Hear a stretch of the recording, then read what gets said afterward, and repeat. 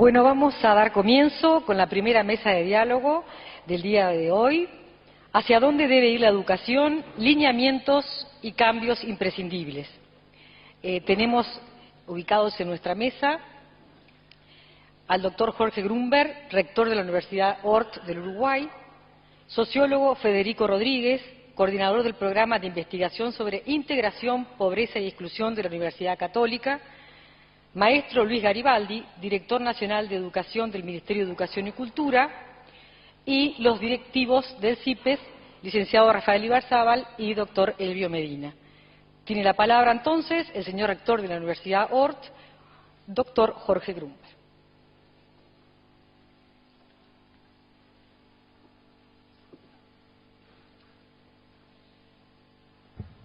Buenos días a todos. Señores autoridades del Centro de Investigación y Promoción Educativa y Social, autoridades del Ministerio de Educación y Cultura, señoras y señores, agradezco la invitación y es para mí un placer y un orgullo estar hoy con ustedes. Me complace compartir la mesa con el licenciado Rodríguez y con el maestro Garibaldi. Con Luis discrepamos bastante, pero nos llevamos muy bien. En realidad, capaz que sería mejor al revés.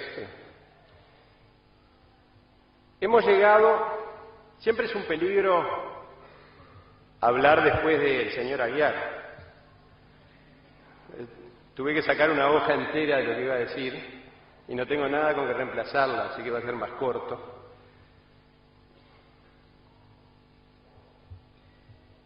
De todas maneras, quiero resaltar que 2010 me parece un año importante porque después de casi 30 años de trabajar en educación, encuentro que ahora nuestra sociedad ha llegado a consensos importantes. Por ejemplo, que nuestro sistema educativo tiene problemas, que era algo sobre lo cual había un estado de negación en muchos uruguayos, y ahora es prácticamente un consenso de que nuestro sistema educativo tiene problemas graves. Nosotros vivíamos de mitos. Uno de los mitos era que los uruguayos teníamos una educación tan buena que cuando íbamos al exterior, llegábamos a las universidades en el exterior y lo primero que hacían era nos condecoraban con la medalla al mérito. Otra gente decía que el título de ingeniero nuestro era tan largo porque en realidad incluía una maestría, pero eso no se lo creían afuera. Cuando uno llegaba afuera había que hacer la maestría igual. Todos esos mitos han ido marcha atrás y hoy hay un estado de aceptación de los problemas, que por supuesto es el primer paso para resolverlos.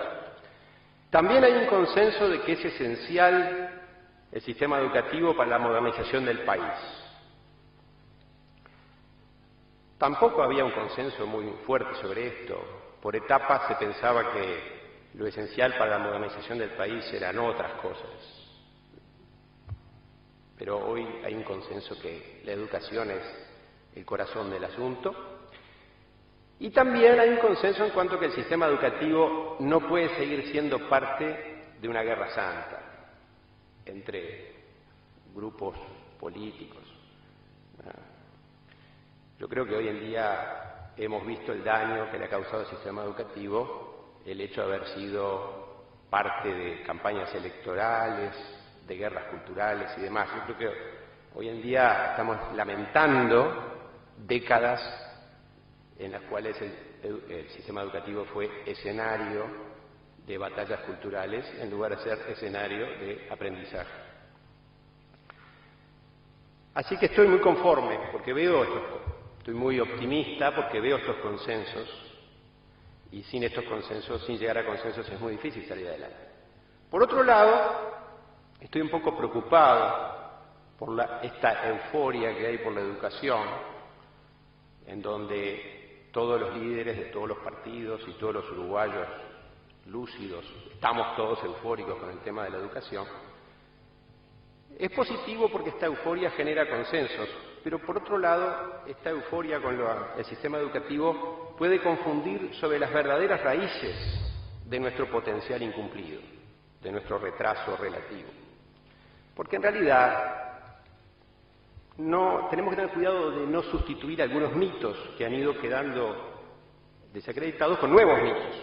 Y un nuevo mito es que la escuela es el gran salvador, que las escuelas pueden arreglarlo todo. Pero en realidad las personas no se educan en las escuelas, o por lo menos no se educan solamente en las escuelas.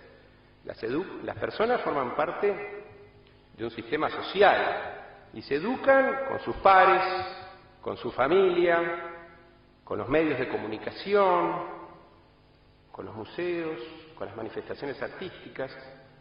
Si uno tiene escuelas que mejoran un poco, pero después está rodeado por Tinelli, y está rodeado por bocas de pasta base, y está rodeado por familias disfuncionales, es muy difícil que en definitiva la resultante sea muy feliz. Entonces me preocupa que estemos volcando sobre las escuelas unas expectativas que las escuelas no van a poder brindar. Las escuelas tienen que ser parte de una solución armónica de progreso social, pero no pueden serlo todo en ningún país.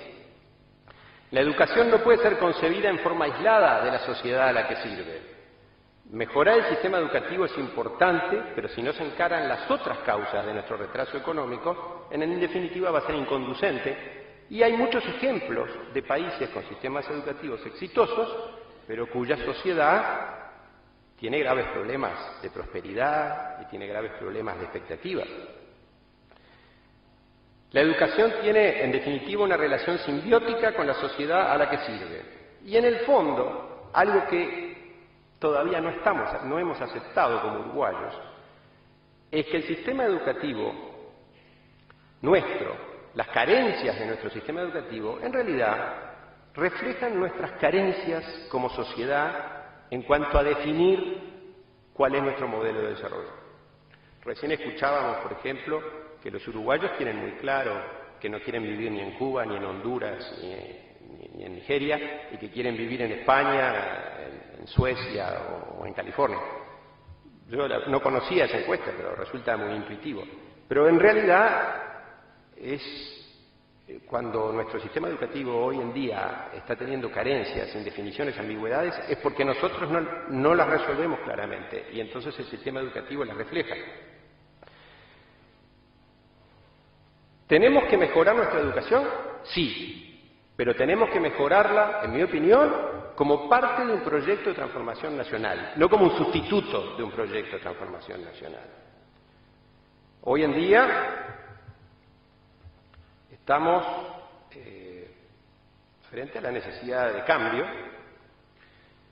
pero por un lado le estamos pidiendo al sistema educativo que cambie y refleje y se adapte al mundo tecnológico y abierto e integrado que estamos viviendo, y el mismo día nuestro gobierno prohíbe el uso de Skype para llamadas telefónicas.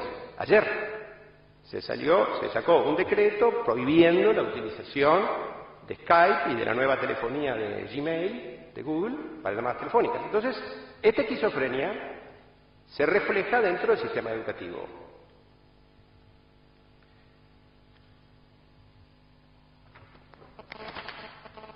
¿Cuál es nuestro modelo de país y de sociedad? Eso es lo que tenemos que resolver para poder formular una propuesta racional de sistema educativo. Fíjense ustedes que quizás es el momento de tener una segunda reforma bareliana, esta vez más que nada orientada a la secundaria, en mi opinión. Pero en realidad, cuando miramos y nos comparamos con la época de la reforma bareliana anterior, la original, en el fondo seguimos produciendo más o menos lo mismo. Seguimos exportando más o menos lo mismo. No exactamente, porque no estamos exportando tasajo, pero el valor agregado de la producción uruguaya no es demasiado distinto al de la época de Varela. Fíjense, por ejemplo, no hablemos de Inglaterra, ni de Estados Unidos, ni de Suecia. Pensemos en China, un país que hace 30 o 40 años todos los uruguayos veíamos con condescendencia en cuanto a su avance social y económico y tecnológico. Hoy en día, 2010, nuestra relación de país a país con China es tal que nosotros importamos de China autos, importamos de China tecnología celular, que este organismo le compró a una empresa china, Antel, y le estamos exportando vacas lecheras y soja. Entonces, esa sigue siendo el modelo productivo del Uruguay. Hasta que no cambiemos esas resoluciones, hasta que no decidamos cuál es el modelo productivo que queremos seguir, ¿queremos ir a una sociedad de producción especializada, una producción basada en la inteligencia, diferenciada, que ya no dependamos de los commodities? Hoy estamos contentos porque tenemos un crecimiento de la economía que veíamos que puede llevarnos a desarrollarnos. Pero pensar que con nuestra matriz productiva actual, por alguna misteriosa razón, el PBI va a seguir creciendo y creciendo siempre, continuamente, es una manifestación de lo que en algunos lados se llama exuberancia irracional. Es pensar que vamos siempre a apostar a negro y siempre va a salir negro. Si nosotros queremos llegar a ser un país desarrollado, no va a ser en base a extrapolaciones de crecimiento de Producto Bruto, va a ser en base a modificar nuestra matriz productiva y que por ejemplo, que las próximas inversiones extranjeras que lleguen a Uruguay, en lugar de dedicarse a explotar recursos naturales o servicios al propio país, sean laboratorios de investigación, centros de producción artístico, cultural, medios. Nosotros tenemos que, en lugar de, como hoy dice el diario, por ejemplo, nosotros comprarle a Irlanda la tecnología de escáner para los vacunos, nosotros tendríamos que vendérselo a ellos. Ese tendría que haber sido nuestro crecimiento como país en base a nuestros recursos tradicionales, pero subiendo nuestra escala de valor agregado. Tenemos que definir cuáles son nuestros objetivos y si queremos ser un país moderno, tenemos que mirar de frente los problemas. Por ejemplo, uno de los problemas que nos preocupa mucho es que no hay opciones de educación superior en el interior. En mi opinión, eso no es soluble.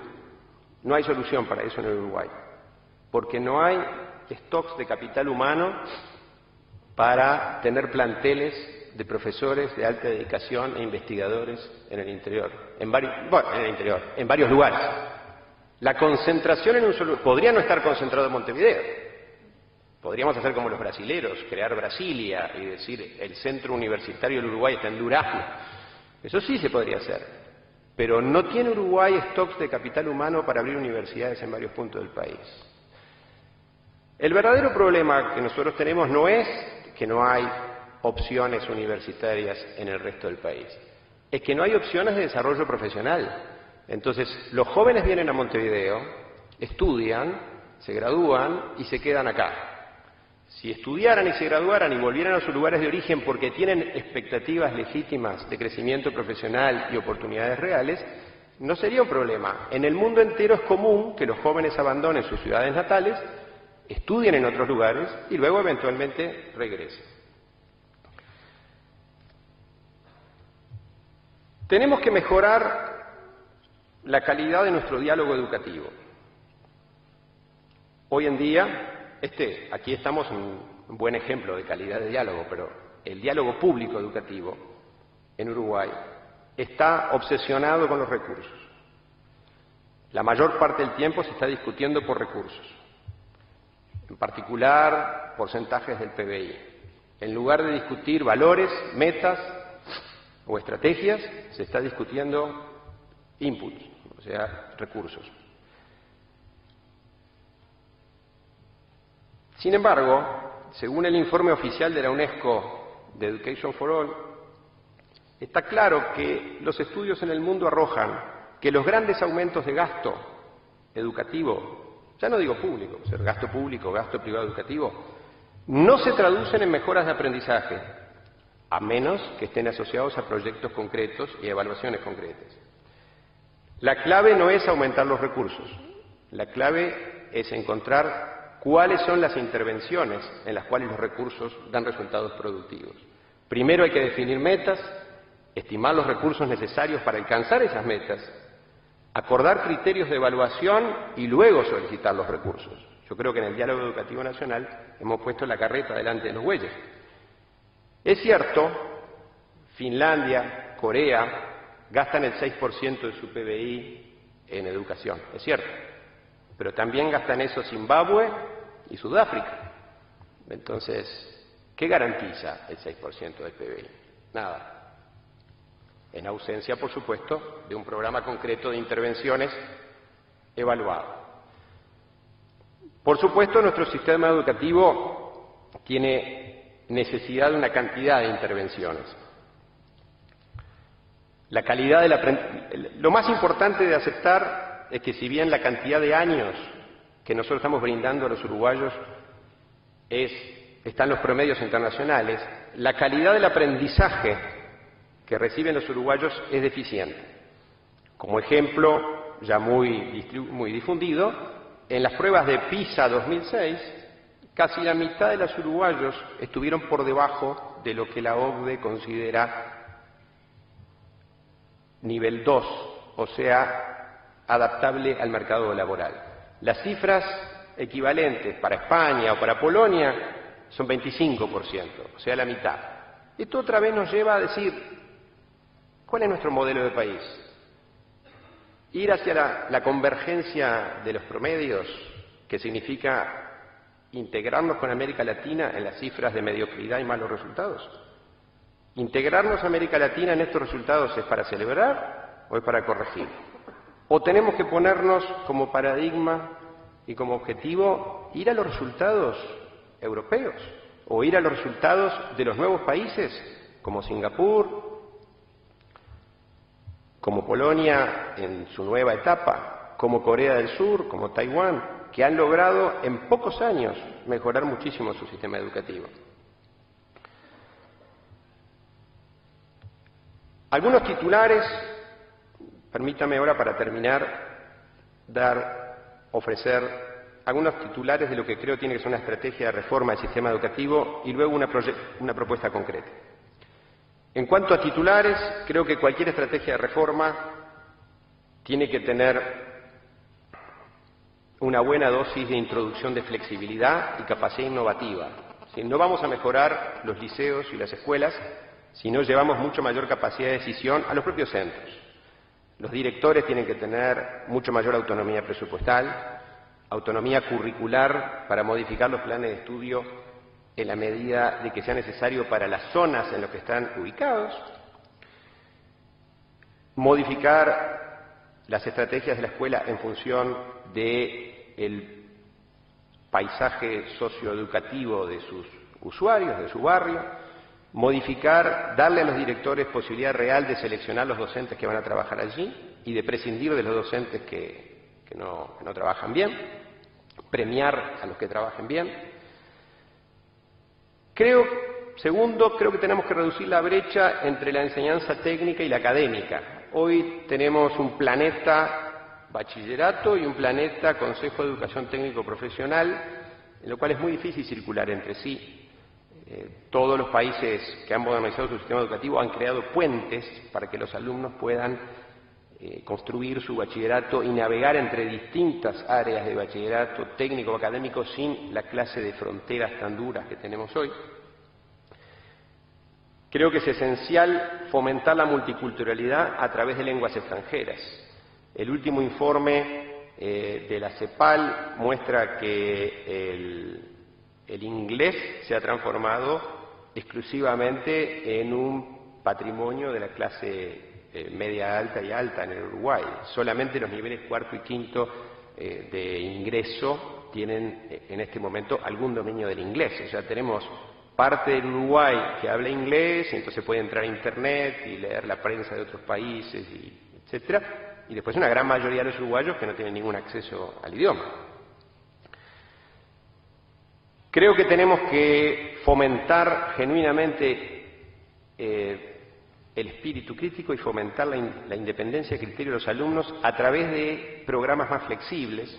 Hoy los programas son muy rígidos, entonces los alumnos uruguayos entre los 6 años y los 17 toman una decisión sola, que es qué preparatorios van a hacer, qué opción de bachillerato van a hacer. Estamos formando, por lo tanto, ciudadanos. Ese es el mensaje que le estamos dando. No hay que tomar decisiones. Además, justo si toman la decisión equivocada, después los costos para cambiar de bachillerato son enormes. Quiere decir que la gente aprende lo que le enseñamos. Entonces después tenemos ciudadanos que cuesta tener emprendimiento, cuesta tener iniciativa, cuesta tener originalidad, y una gran cantidad de nuestros ciudadanos ven como opción ser empleado en algún lado, particularmente en el Estado. Permítame terminar con lo que creo yo debería ser la intervención central, o sea, una propuesta concreta. Hay muchas cosas que se pueden hacer para mejorar el sistema educativo. Entregar libros a los alumnos, subir los sueldos a los profesores, disminuir la cantidad de alumnos por clase, mejorar la infraestructura física de las escuelas. Hay una enorme cantidad de variables en torno a la calidad del sistema educativo, y la realidad es que nadie sabe muy bien cuál es la que funciona y cuál es la que no funciona. Y la investigación alrededor del mundo y las meta-investigaciones hechas sobre la base de esas investigaciones no dan resultados muy concretos. Aumento de gasto, entrega de libros, pagarle a los alumnos por examen que aprueban. Todas estas cosas que estoy diciendo se han hecho en el mundo, inclusive en América Latina, pero nadie está muy seguro de cuál es la que realmente funciona. Por lo tanto, yo este año fui a Finlandia y estudié personalmente allí durante varios días el sistema, porque hoy es el mejor sistema educativo del mundo, el finlandés, el preuniversitario. Y diría, después de leer una cantidad de investigaciones en el mundo y de haber conocido el caso finlandés un poco más de cerca, creo que la clave, el elemento en el cual yo haría hincapié en un programa presupuestado, focalizado, es en el nivel educativo de los profesores. Yo creo que el baricentro de una reforma educativa sostenible con resultados en el largo plazo tiene que estar en mejorar el nivel educativo de los profesores. Hoy en día Uruguay, y este es otro mito que tenemos, yo mismo me sorprendí cuando vi las estadísticas, Uruguay es uno de los países del mundo y el país de América Latina que exige menos formación a sus docentes, menos, solamente 4 años, cuando el promedio está en 5 y los países que andan bien tienen 6 de formación inicial. Si yo tuviera que elegir entonces un programa de intervención, una intervención focalizada, que creo que sería la más importante de todas, más que disminuir la cantidad de alumnos por clase, más que pagarle a los alumnos, más que entregarles libros, lo primero que yo haría, por lo tanto, es un programa focalizado en brindarle 2 cosas a los profesores de secundaria de nuestro país. Una es que la gran mayoría de ellos tengan un título docente y una maestría. Una maestría. Yo iría, en Finlandia, por ejemplo, para poder ejercer la docencia es requisito imprescindible una maestría. Es más, el modelo educativo que yo encontré muy interesante es que el primer grado de un docente es una licenciatura en la disciplina. Si el profesor de historia tiene una licenciatura en historia, el profesor de física tiene una licenciatura en física. Y luego los que quieren dedicarse a la docencia, luego de la licenciatura en su disciplina, hacen una maestría pedagógica. Ha dado unos resultados excelentes. Entonces yo creo que mi propuesta es que tendríamos que ofrecerle a los profesores uruguayos de secundaria llevar 2 cosas. Una es alcanzar un nivel de maestría y segunda, que puedan trabajar todo su día laboral en un solo liceo. Con esas 2 cosas, yo creo que en un mediano plazo vamos a ver una mejora en los aprendizajes, una mejora en la calidad de la civilidad, de la convivencia entre alumnos y docentes, un descenso de la inseguridad pública, un descenso en la deserción, un aumento en la cantidad de gente que va a querer ser profesorado. Yo creo que todos estos efectos los podríamos tener a partir de una inversión de este tipo. Hoy en día en secundaria, por supuesto, cuando yo digo esto, suena bastante lindo, por lo menos a mí me suena lindo, pero uno piensa, ¿y cuánto cuesta hacer eso? Así que yo, para no cometer el error que yo critico en lo demás, me senté y hice las cuentas. A ver, ¿cuánto cuesta lo que yo estoy diciendo? Y también dije, ¿de dónde va a salir la plata? Así que, en este momento les voy a decir cuánto cuesta y de dónde va a salir la plata. Por lo menos mi propuesta. En secundaria hay más o menos 15.000 profesores. 10.000 de ellos tienen un título previo, o sea que pueden hacer un máster según la legislación de Uruguay. Esos profesores esos 10.000 profesores tendrían que hacer una maestría y además les tendríamos que pagar, además de pagarle la maestría, tendríamos que pagarle durante los 2 años que hace la maestría unas 15 horas semanales para que no den clase, sino se dediquen a la maestría. 10.000 másters en Uruguay, 10.000 másters en Uruguay cuesta más o menos 70 millones de dólares. Tomando en cuenta lo que sale un máster en ORT, si fuera un máster en la Universidad Católica, no sé, pero no creo que sea mucho más caro. En la Universidad de la República sería gratuito en algún sentido, pero costaría al país hacerlo igual. Creo que hay una maestría incluso a nivel de CODICEN. O sea, hay fuentes de maestrías en Uruguay. Hay fuentes de maestrías en Uruguay. Pero yo calculo que los costos para el Estado serían alrededor de 70 millones de dólares. Y si después le pagáramos unas 15 horas semanales a esos 10.000 docentes durante 2 años para que esas 15 horas no den clases y no se dediquen a maestría, eso costaría más o menos 130 millones de dólares. Quiere decir que si tenemos un programa de 5 años para llevar 10.000 profesores a tener un máster, porque no podemos sacar todos los profesores a la vez porque nos quedamos sin profesores en los liceos, si lo hacemos escalonadamente, a lo largo de 5 años, podemos llevar 10.000 profesores a tener una maestría por 200 millones de dólares. Lo segundo sería, como yo decía, no solamente llevar los profesores a nivel de maestría, sino además que los profesores uruguayos en una gran mayoría se concentren en un solo liceo. Y que además, al concentrar en un solo liceo, estén presentes y conozcan a sus alumnos y tengan tiempo para atender la problemática de aprendizaje o de conducta que los alumnos adolescentes presenten. Yo estuve mirando las estadísticas y les puedo decir, según las estadísticas de CODICEN, más o menos un 70% hoy de los profesores trabajan en más de un liceo. O sea, más o menos otra vez 10.000 docentes.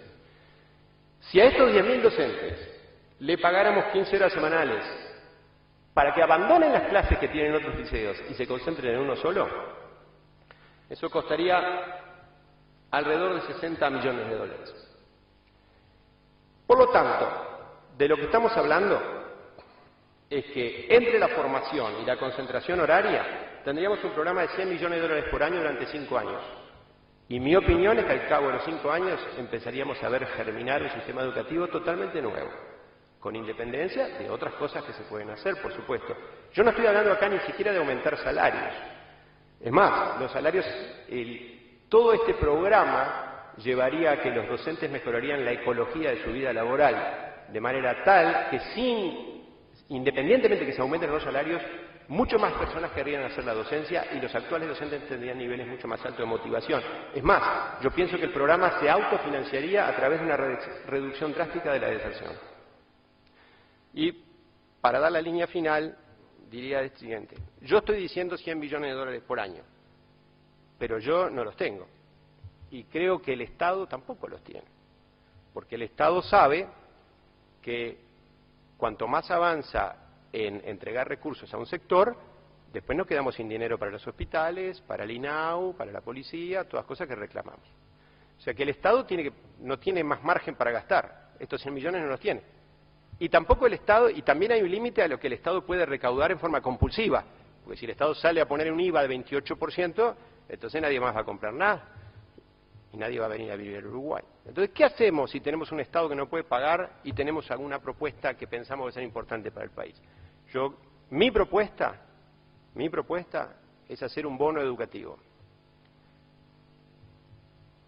Buscar 100.000 uruguayos que pongan $1.000 al año, porque piensen que este es un programa importante, que va a llevar a que sus hijos van a vivir mejor, y los hijos de los demás. Porque mis hijos viven mejor, porque los hijos de los demás viven mejor. Eso se llama sociedad. Mis hijos van a tener con quién tener amigos, una sociedad culta, una sociedad más segura. Yo estoy dispuesto a invertir. Y yo pienso, yo me comprometería a conseguir esos 100.000 uruguayos en menos de un año, que pongan $1.000 cada uno, en una forma de bono, pero con esta condición. El gobierno instala una autoridad independiente para llevar a cabo este proyecto, que a los 5 años me tiene que mostrar que los 10.000 docentes alcanzaron su maestría, que están todos trabajando, y quiero ver los resultados. Si los resultados no se alcanzan, se le devuelve el dinero a los ciudadanos que lo pusieron. Si los resultados se alcanzan, todos festejan. Muchas gracias.